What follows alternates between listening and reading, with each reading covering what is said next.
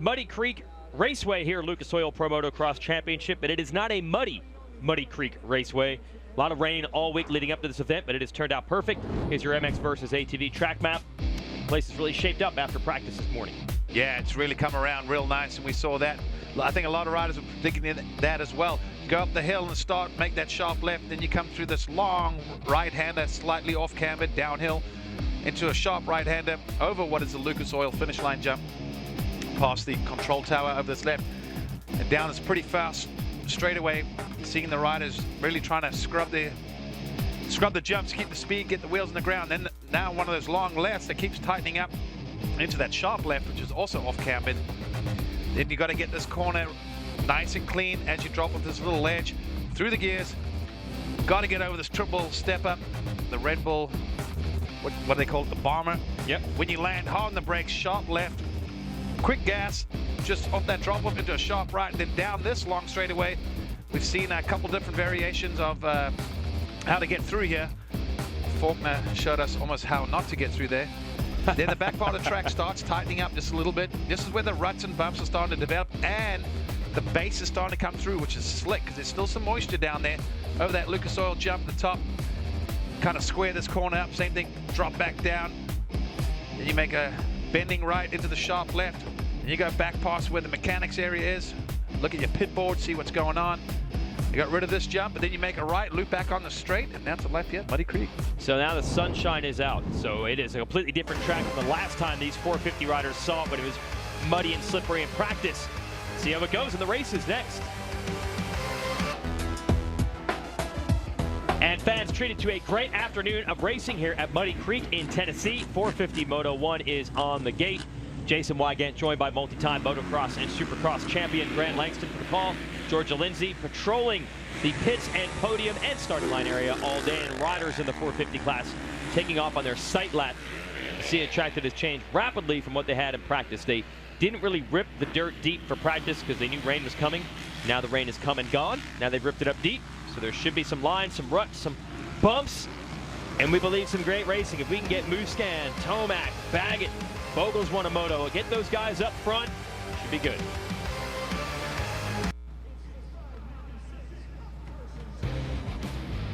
Lucas Oil Pro Motocross keeps on rolling here live on MAV TV. Next week we'll be at Redbud in Buchanan, Michigan, the beloved and legendary national, celebrating July 4th. Catch the first motos live, 1 p.m. Eastern next Saturday, July 1st.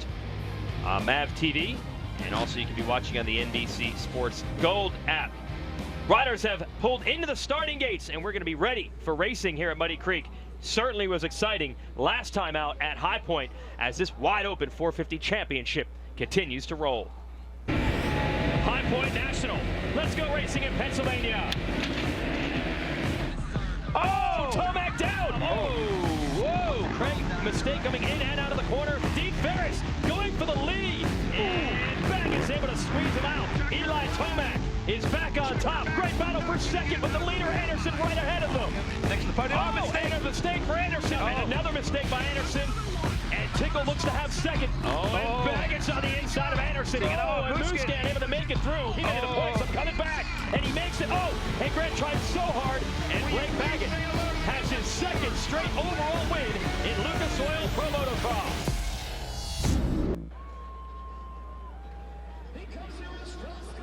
Muddy Creek Raceway, getting ready for our first 450 moto of the season, and highly anticipated because the racing has been so unpredictable and wide open in the class so far this year. You see the 606, Ronnie Stewart.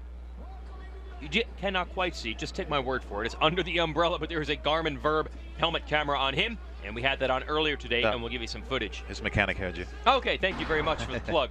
Here's a Garmin Verb on Ronnie Stewart from practice. Now that's that big triple step up. As you can tell, he didn't jump it there, but all the top guys jumping in the motos. A little look back, give you a little appreciation of the elevation here. This is down that pretty fast boulevard in front of what's now a huge crowd. We saw the guys jumping over that lip and then soaking it up and getting all the way over this. And then you get these braking bumps, which unsettles the bike, trying to lean it over into this step down drop off. You can tell they've ripped the track relatively smooth, but it's just getting slicker and deeper and rougher with each and every lap.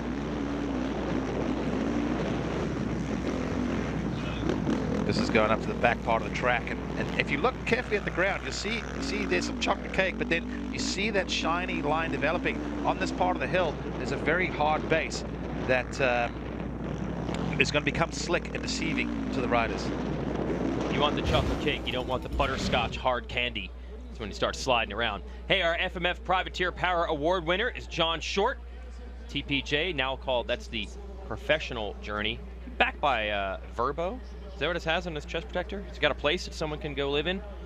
Maybe down in Texas. That's where John Short's from. That was his first race of the year last week and finished inside the top 20. So good job to him. KTM keys to the Moto, Grant. What do we need to do to win at Muddy Creek? We've seen it all season long. If you get that start, it makes life a lot easier. There's a lot of riders going fast, so you've got to do that. Adjustability, and I say that because, as we said earlier, this track has changed so much throughout the day. I cannot believe how much has dried up. So hopefully the riders and the mechanics have done the correct adjustability and seized the momentum. Even in this class, at the moment, you could say, yes, Blake Baggett's probably got the momentum, but no one has really taken it and ran with it. So round 5, it's time to start, laying that foundation of who's going to be the champion. He's won 2 in a row, but you get the sense that Anderson, Musquin's back, feeling strong. Tomac wants it back. Everyone feels the door is open. They can win. We haven't had that many riders feeling that way in the 450s in a while. We'll have second Moto coverage live today on NBCSN. So as soon as this Moto is over, switch channels and watch the second half of the day. Redbud next weekend. Coverage on MAV TV and second Motos on NBCSN. Also, we'll be streaming live on the NBC Gold app every single Moto. And also, you want the NBC Gold app to watch our practice shows. That's 1 hour every Saturday morning. Additional coverage from myself, Grant, and Georgia. So I use the term highly anticipated about a half-dozen times already, but I can't overstate it. We don't know what's going to happen as Liz puts the Fly Racing 30-second card over her head when it turns sideways. Baggett and Tomac were waiting for a showdown there. Marvin Musquin says his knee feels much better than it did last weekend. How close can he get back to his previous form? Trey Kennard is back. Looked very quick in practice. Bogle's won Motos. Anderson's won a Moto. Awesome Tickle's season. been lurking. Yes, Tickle's Anderson been on probably fire. needs one. There's a lot of guys out there. There's a lot of competition. Got us sideways. Revs are up, and the gate is down at Muddy Creek. Cooper Webb at an inside gate. He got pitched off, and Justin Barcia, who was a game-time decision, was not sure if it even ride today, has the motorsport.com hole shot on the Auto Trader. Joe Gibbs Racing Suzuki, and Anderson a quick start to second past Bogle. Well, when the sun's out, the Suzukis are out front, I guess. So a lot of yellow at the moment. First, third, and fourth. Good start there as well for, is that Brock Tickle? Oh, I think that's Pike. First time we've had him up front in a while. Hasn't had the good starts this year. Oh, yeah. Yep, you're right. You can tell by his... And Marvin Musquin trying to make a move down to the inside on Pike as Anderson's trying to find an opening on Barcia. Anderson and Barcia hooking up. That will get interesting. Anderson not afraid to move people, and Barcia not afraid to block. And look at Bogle trying to take advantage. Oh, man, we've said it all season long. Both classes, just great racing, especially like even early in the race. A lot of times when these guys are near the front, it's like, okay, I'm in second. I'll bide my time and get around. No. There's one thing we know about Jason Anderson. Patience does not exist in his vocabulary. And with Barcia, like you said, he might look like he's on a two-wheel, but when he rides, it's like trying to pass a quad out there. I mean, the guy's twice as wide as anyone. Look at this, Anderson gets a great drive. He wants this. He's got the inside. He gets it done. Whoa, that was pivotal. Now, Barcia always comes back strong and tries to fight you, but if Anderson can hold him back, no, here goes Barcia cutting back to the inside. And I said this is a great block pass corner. What's going to happen? He does. You saw it coming, Grant. Well done. That turn's created some great excitement over the years. And look at this, Anderson to the inside, and he's going to return the favor. Beautiful racing on the opening lap. Hard, clean, aggressive, but awesome to watch. I'm kind of surprised we haven't seen more of this of Barcia and Anderson through the years. Again, they are probably the two most aggressive passers in this class, and now we're getting to see them really duke it out. You've got Bogle, Pike, Kennard. That was not Musquin. That was Kennard, actually, that was making moves. He is 5th. Musquin is 12th. So good to see Trey back up front in his first race of the year, coming off a collarbone injury. Yeah, great to see. Question's obviously got to be, how is this race fitness when it gets later in the race? You can see the sun is out. It is I think from all the rain too, it is extremely humid out there. It just feels like you're saturated when you step outside. But so that brings in the whole endurance, and then going into Moto 2, hydration, all those things come into factor. But if I'm Trey Canard, I'm going to do what he's doing right now. I'm going to hang it out for as long as I can, show my speed, remind everyone that I'm a former champion. I haven't forgotten how to ride, and see what happens. You know, if he fades, I think it's probably expected. And there's Brock Tickle. So Suzuki, they must be jumping up and down right now. They're owning. 4 out of the top 6 spots are Suzuki's. Yeah, this is the RCH Yoshimura Suzuki of Tickle, who has really been rallying as of late. Got on the podium at High Point. Was fast in practice today. Podium in this race last year, and I think he's got the pass made on Canard. Can he make it stick? Canard not giving up. Tickle, what's going to happen here? Oh, they're both trying to put that basically that whole straightaway, when it gets to that turn, it funnels into one line almost. Now Tickle going to try and do what Anderson did to Barsha, but not able to square him up. Trey keeps it tight. And now Tomac has made some moves. And guess who's Tomac? Guess who he's bringing with him? Blake Baggett is behind Tomac. It's the battle everyone wanted to see, as Bogle goes after Barsha for second. What a race. Oh, this is great racing in these opening laps here. Justin Bogle, I think, kind of surprised everyone with that incredible moto win at Lakewood, Colorado. And you get the feeling that he's got that little chip on his shoulder, like, hey, man, it wasn't just like that one miracle moto. I mean, I can ride. And I said, well, you know, if you get a start, it makes life a lot easier. And he's near the front, and he's showing right now, Colorado was no fluke. You get out. This is second and third.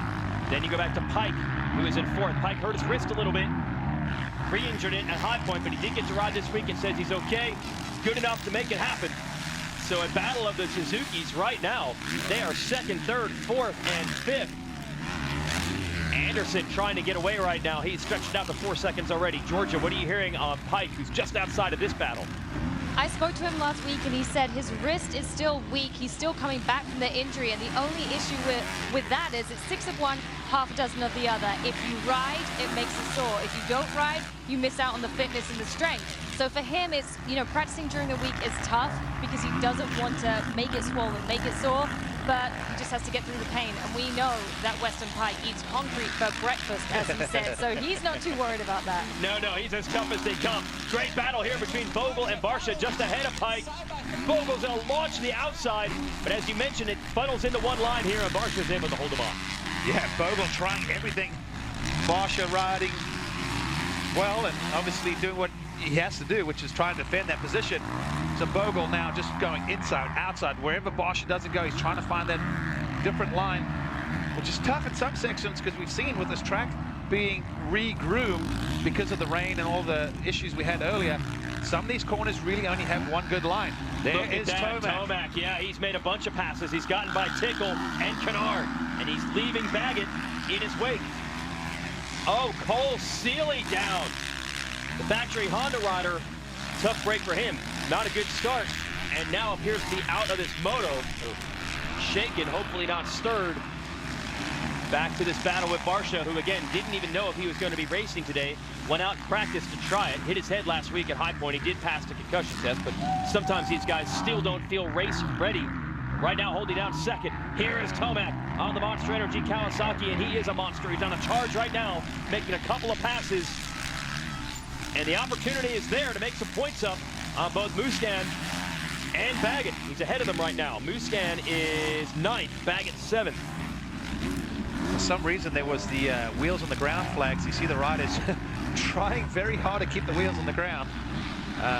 Didn't see a rider down, though, but maybe that was for Seeley or someone that was off the side of the track. Okay.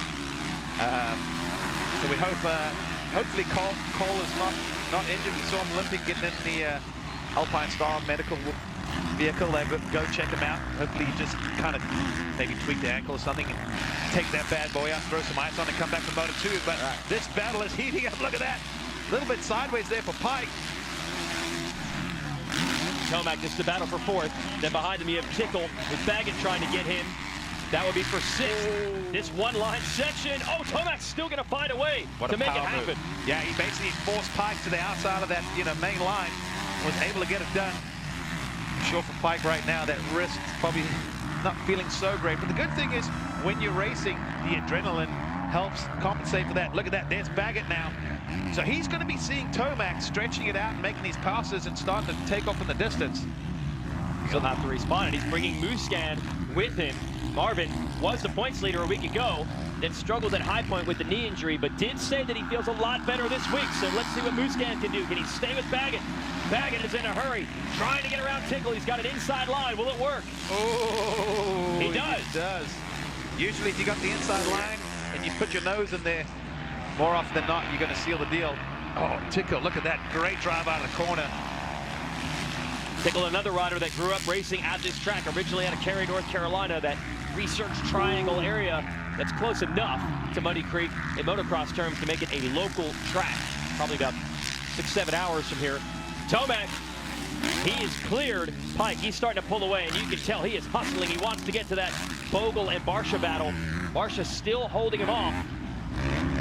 Yeah. Jason Anderson is taking advantage. He is up 7 seconds already. He has put the hammer down on that Husky up front.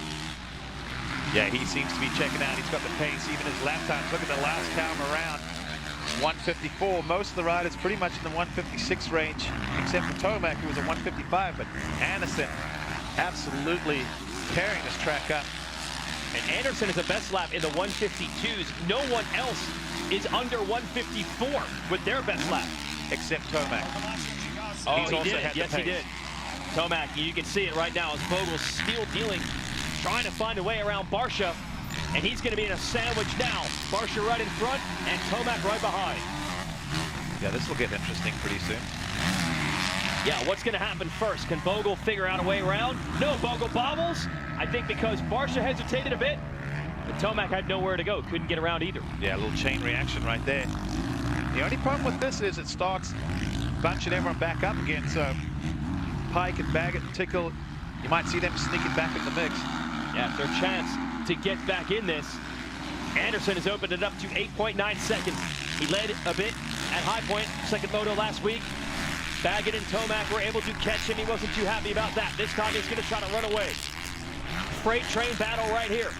Barcia, Bogle, Tomac, Pike, Baggett, all in the same shot now, second through sixth. Then Tickle and Kennard, Muscan 9th.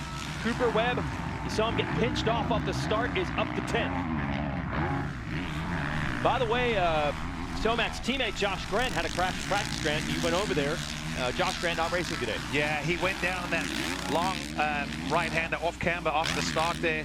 Not sure exactly how he went down, but from a few witnesses said it was kind of looked like kind of a big get-off. And you see the dirt, but it's that left shoulder and maybe possibly even the elbow, but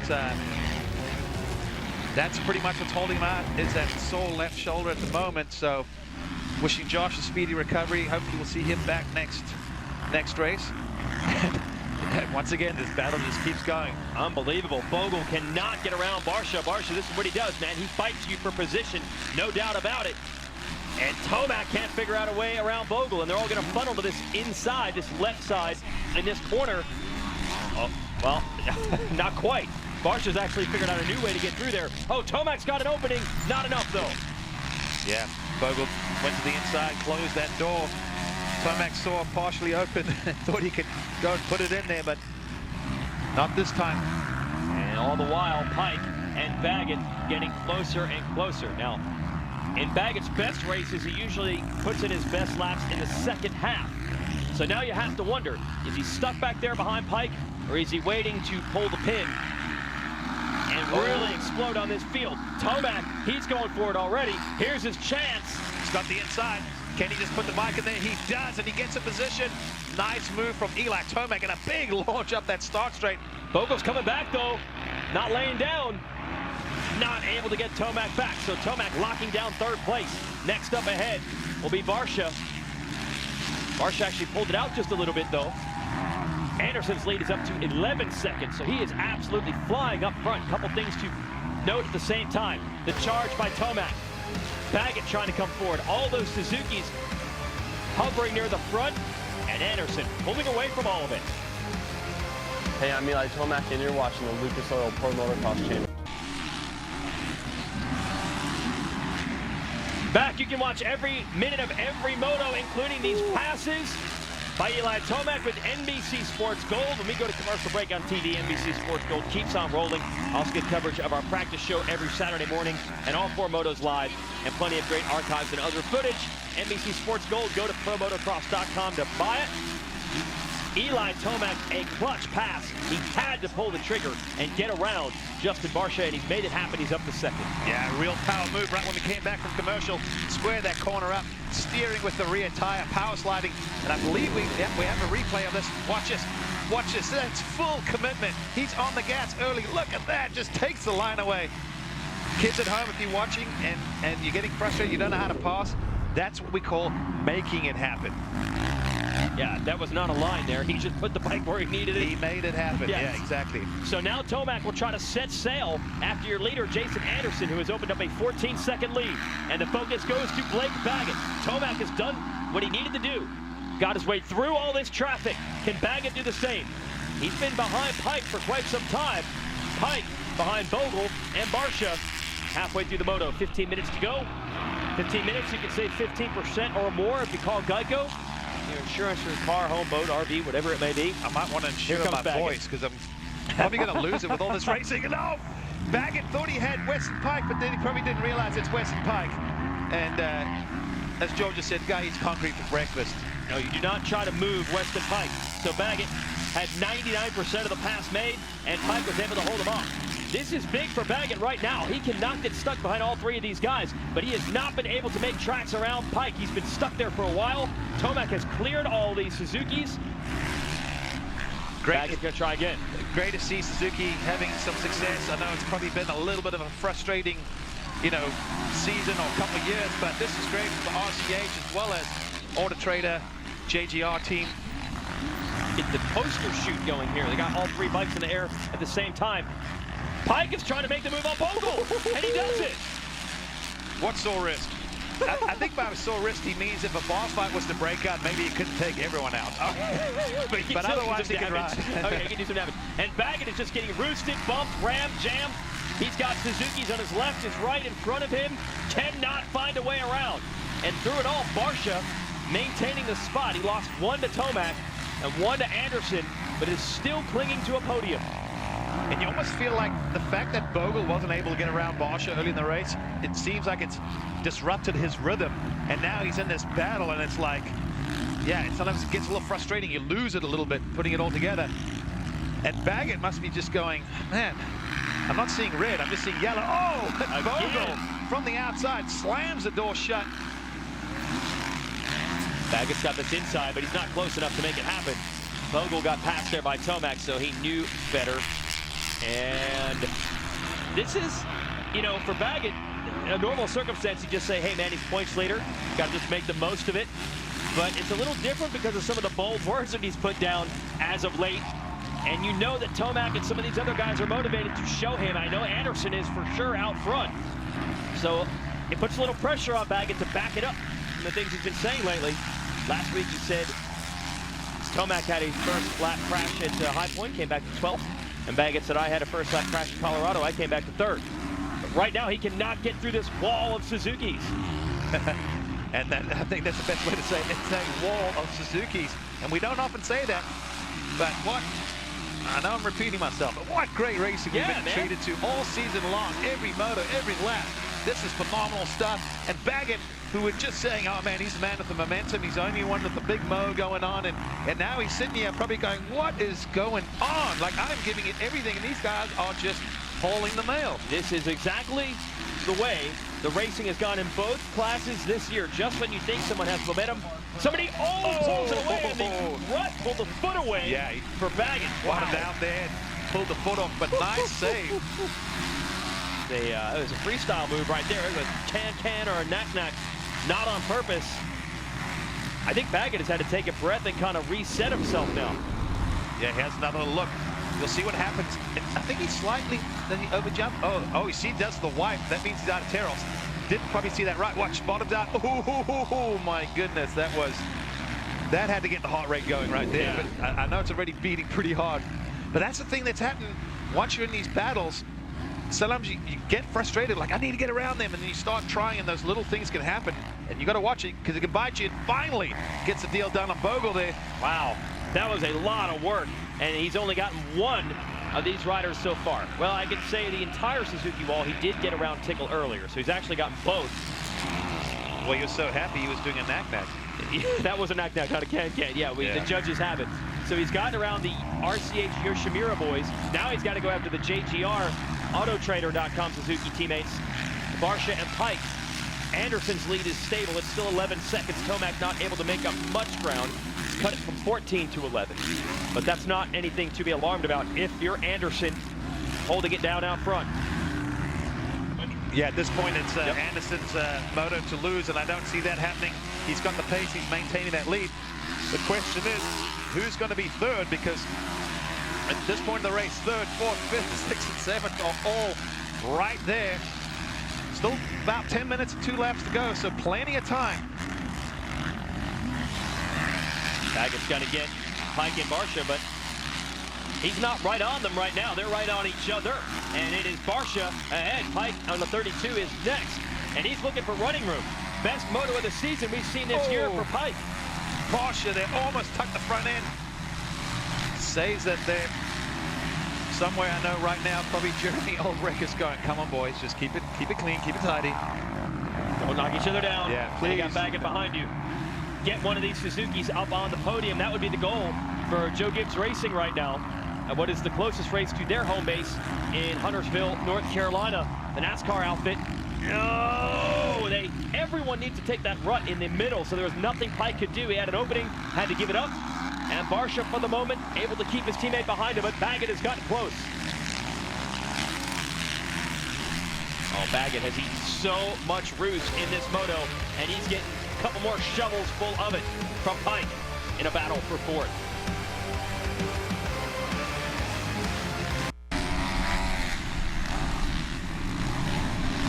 Blake Baggett has made it happen. He is now up to third place. He's got around Justin Barsha with a big move around the outside, and we'll take you through this again for third.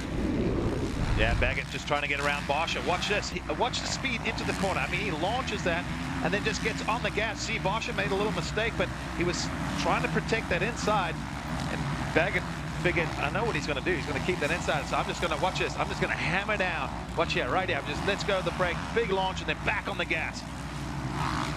And that's how you take third place. So the Rocky Mountain ATV MC KTM rider has got it, but the damage is done. He is 12 seconds behind Tomac, and Tomac is 12 seconds behind Anderson.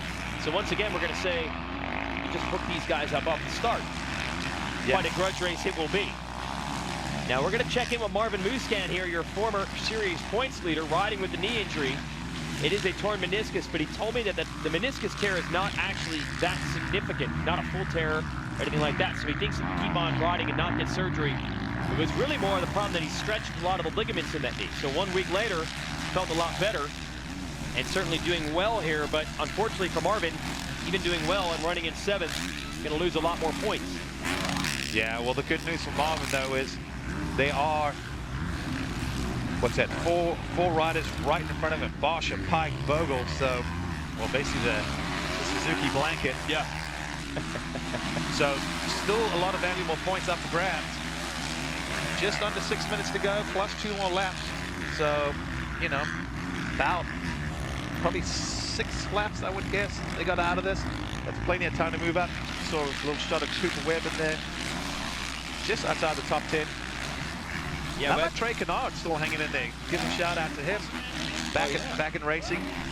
I mean, him and Muscan were almost together from the first lap, and Muscan's only pulled a couple seconds from him, so. Yeah, you can see Kennard lurking back there as Muscan tries an inside line on Bogle. And then it's Tickle. And then, wow, how did Muscan pull that? Oh, and he gives it back. Bogle made a little mistake coming out of that corner. There's Kennard, there's Wilson. These guys are still in a fight. More great racing in the 450 class. Muscan's got to try again on Bogle. Oh! That's lines coming together. Bogle is on the outside run. That has just started becoming the line in that corner. Everyone had been going to the middle. Whoa! Big power slide, not on purpose by Bogle. And Marvin's finally able to make it happen.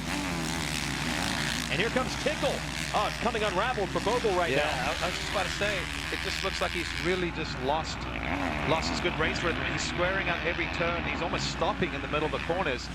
So not sure if something's happened or maybe flat tire. I don't know, but definitely seems like something's changed for Bogle. Yeah, these guys trying to eat him alive. Marvin got him. Tickle got him. Now you've got Kennard way on the inside, and Dean Wilson as well. Here comes Tickle now around the outside, and he gets it done.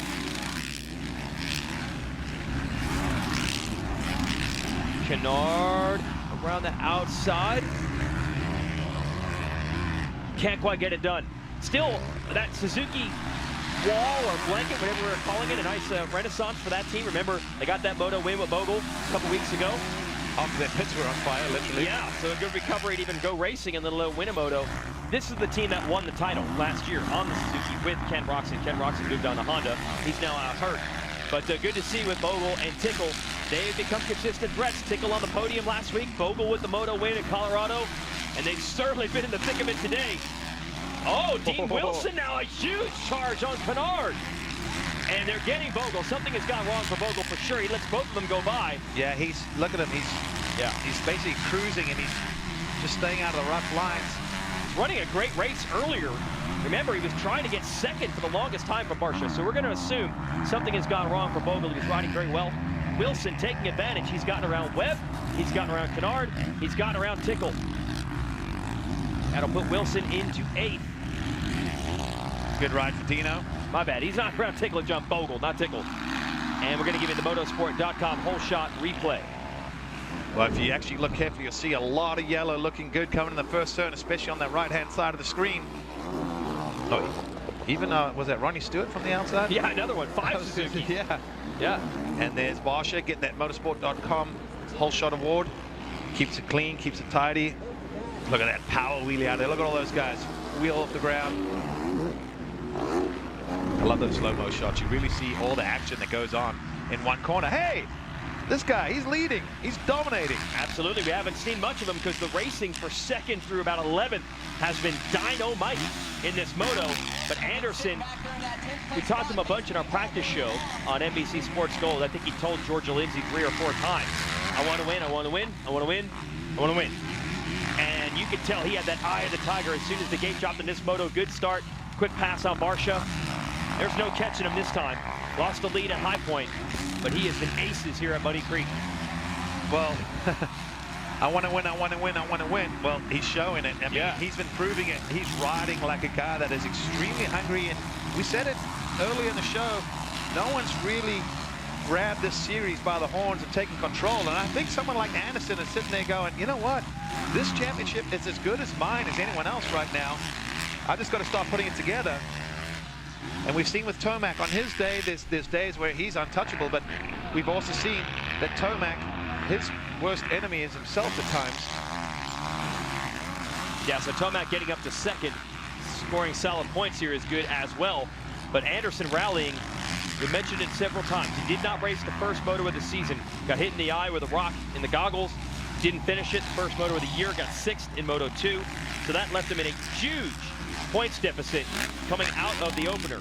Since then, he's had 3 podiums overall in a row. Fastest qualifier this week and last week, and looking for his 2nd Moto win of the season. He's been about as good as anyone since that first Moto of the year. And I can illustrate. Oh, Baggett! Baggett went down. Let's see if he lost any ground. Right before the finish line, my guess would be just probably washed out in that rut. Let over, but you see him looking back. Kind of get that feeling in there for Baggett. This has not been one of his better motos of the year.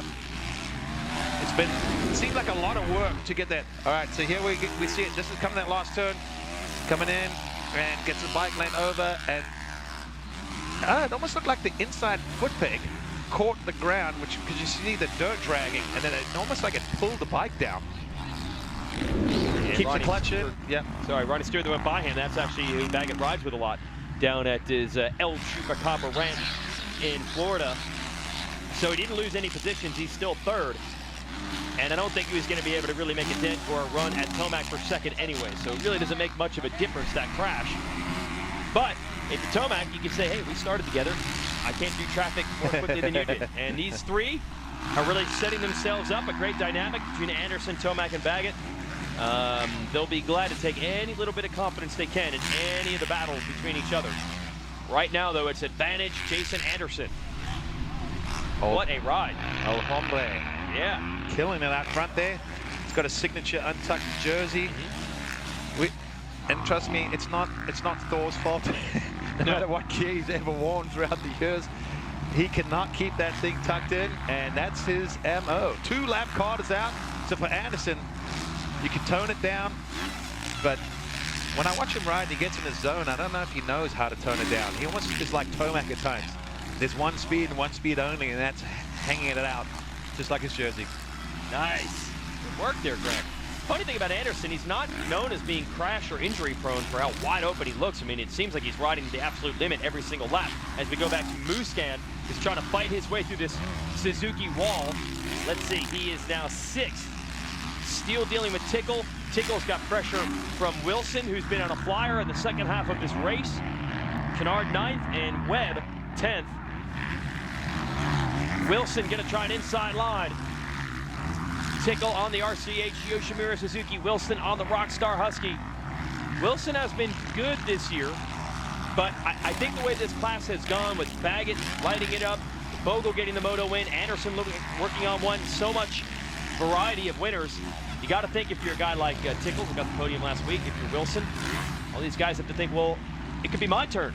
Oh, yeah. If these guys can do it, I can do it. These are guys they've all battled with before.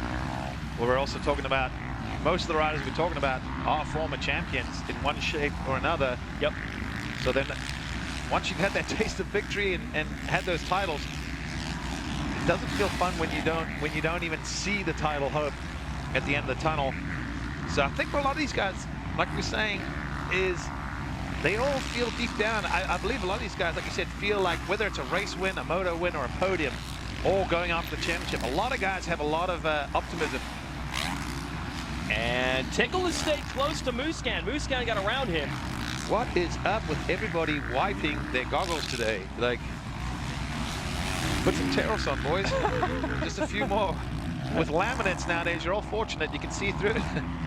Yeah, how many can you get on there now if you stack those tight laminate packs? Well, they have about, I think, 7 on each one, but you can put about 4 packs on there, so 28 tariffs. But I think what happens a lot of the times is, and it happened to me before, in the heat of the moment when you can't see, you tend to snatch at the goggle strap, and you sometimes grab all of them. That's why you see the pack flapping off the side. And there's nothing worse than seeing all your tear-offs go, and you're like, oh goodness, I'm in the battle, and now I've got no vision for the rest of the moto. Hey, Tickle not giving up, keeping the heat. Pike. Well, no, I'm saying Tickle on Muscan, but you're right, Pike's not giving up on Barsha. This battle is still raging. Now it's for 4th. So you got the JGR Auto Trader Monster Suzuki teammates, Barsha and Pike, then Muscan, and then the other Suzuki team. Oh, it's getting close again. With the Tickle back there. Yeah, this is going to be tight. Well, let's keep One in lap mind, for Pike to make it happen. He's going to dance down the inside and get it from his teammate Barsha. And Jeremy Albrecht's heart just skipped a beat right there, and he's like, okay, whew, they made it out. Because I know where the manager's tower is, and from that angle, it probably looked like it was going to get interesting. But don't look over your shoulder, Justin Barsha. There's several riders feeling very racy late in this moto. Hey, Pike's best finish this year is a 6th in a moto, moving up to 4th. That's significant progress for him. Yeah, that'll be a great result. Muscan going to try to get Barsha now. And the rider we've seen the least in this moto, there was no drama at all. He got the lead from Barsha and absolutely put the hammer down, put his head down, he charged, he took off, he rode his own race, he sprinted away, whatever kind of racing cliche you want to use. Jason Anderson said the goal is to come here and win, and he has absolutely backed up those words in the first moto. I'm about to talk to a lot of people in this class. Oh! I thought he was going to tuck the jersey back in for once. All right. Why would you think that? No, he would never. Silly. Big cheers for Jason Anderson. He wins the first moto here at Muddy Creek. And we have absolutely another contender for this title. He is in the hunt, absolutely. This battle's going to rage to the end. Marvin got Barsha, and Tickle's trying to get him as well. Oh, Tickle, Barsha bumps Marvin. Can Tickle get to the inside? This is so critical for championship points. The rush is on, and Tickle gets him. Bam Bam Barsha doing what he does. Let's see if Marvin can get Tickle back. Ooh. Woo, Tickle gonna fight him for it. Now, Wilson's on the inside. Yeah. Careful. Oh, and Marvin just holds off Wilson. And that's not a happy camper right now. No. And Barsha, and there's some gestures, I think, to the lap rider for Pike. Marvin probably not happy with Barsha. Good times when we have great racing.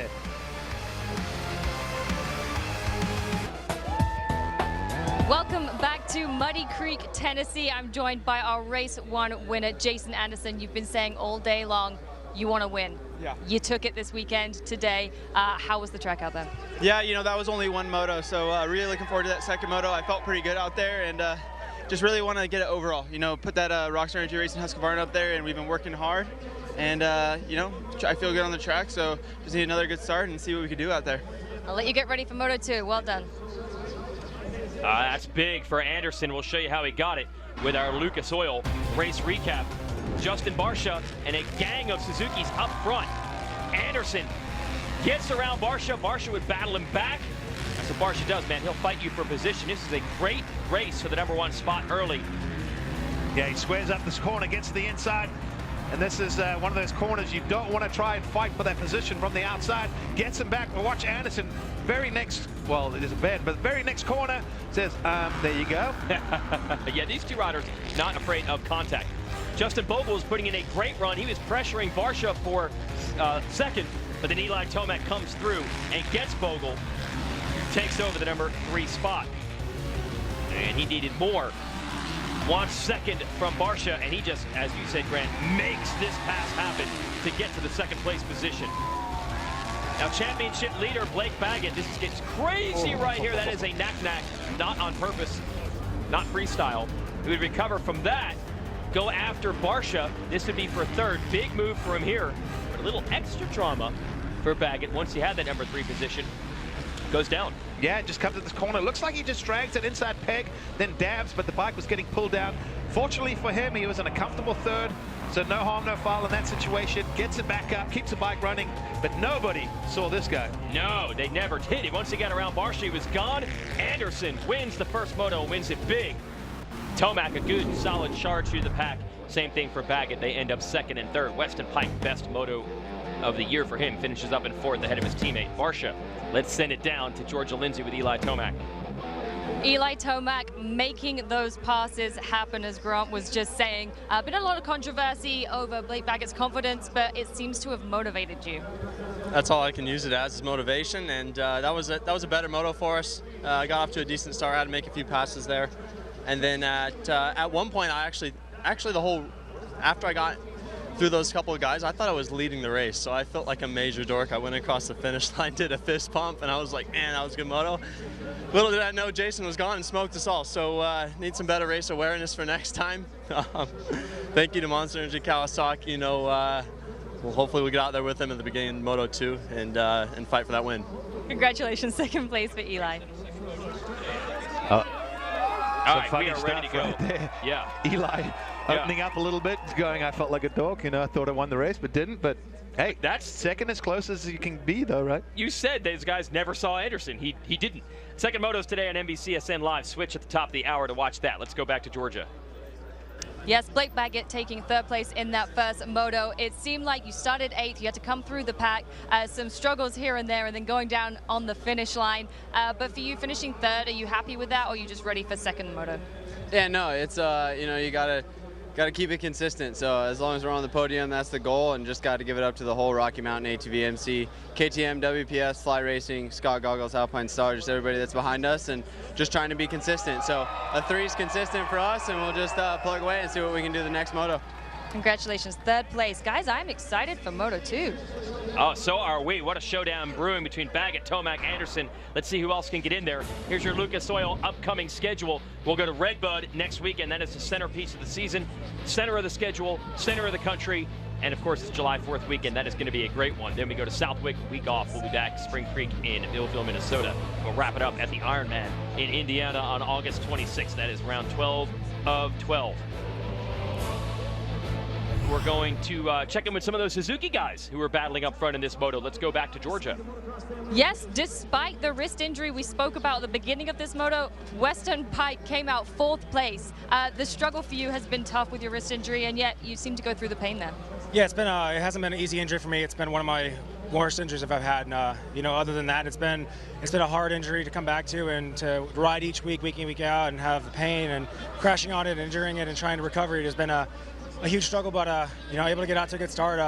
The whole Auto Trader JGR Suzuki team, Fly Racing, they got me out to a killer start. Dunlop tires. I'm stoked to be in 4th place, and hopefully we can get a good start second moto and get up there again. Good job, well done, Weston. Hey, turn in to MAV TV on Sunday at 2 Eastern and Pacific and watch the Lucas Oil Off-Road Racing Series. Some of the most intense four-wheeled door-to-door racing action anywhere, only on MAV TV. And back to Georgia with another Suzuki rider. Yes, another Suzuki rider taking the whole shot, 5th place. Last weekend you did have that crash and didn't end up racing, but you seem to have pulled everything together. Yeah, I didn't feel like it out there. I had a little concussion last weekend. Can't thank the guys enough at TOC, Dr. Berg and Burkhart, for getting me out here this weekend. We did a lot of stuff during the week. MTF guys helped me out too, and my whole church, Suzuki, Monster Energy, everyone's working hard. But yeah, not feeling so good today. I feel I don't know how I rode that good because I feel like death right now. Well, congratulations on 5th. I'll let you get ready. Well done. All right, 5th when you feel like death. Not too bad. What a scene we have here at Muddy Creek. These fans have waited a long time to get a national here at their local track in the southeast, and they had come out in droves today with perfect weather as well and great racing. Aaron Plessinger winning the first moto in the 250 class, trying to get his first overall win of the year. Jason Anderson winning the first moto of the 450 class and trying to get his first moto win of the year. We're really looking forward to a Baggett, Tomac, Anderson showdown potentially in Moto 2 on NBCSN. Oh, I agree. Once you get those three together on the same piece of the track, it's going to be interesting because there is no love lost between those guys. And everyone's trying to prove a point right now and take control. Oh man, it's going to be quite a war in these second set of motos, so switch over to NBCSN at the top of the hour as we continue the challenge for the Lucas Oil Pro Motocross Championship. For Grant Langston and Georgia Lindsay, I'm Jason Wygant. Thanks for watching. Switch to NBCSN. We'll be back for Moto 2 at the top of the hour.